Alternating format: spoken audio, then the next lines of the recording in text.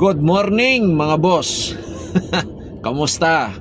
Ayan, pag-usapan natin yung grabe pala yung kickback ng ng mga malalaking kumpanya ng langis o kaya ng mga kurudo.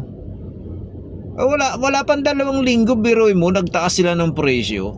Magkano yung kinita nila sa isang araw per day?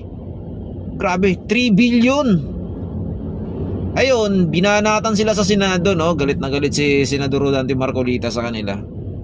Parang hindi naman makatao. At minsan ay talagang maiisip mo na para bagang ginagago na tayo ng mga oligarchs dito sa ating bansa.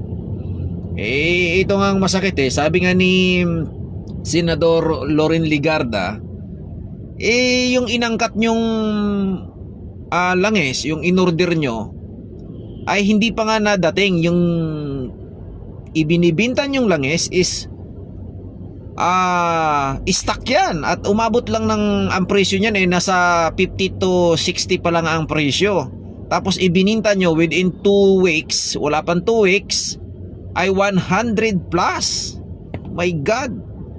So tinuos nga ni Senador Rodante Marcolita, mga kababayan, yung kinita nila per day 3 billion per day. 3 linggo yun. Grabe, no? Grabe. Sobra nakapanlumo.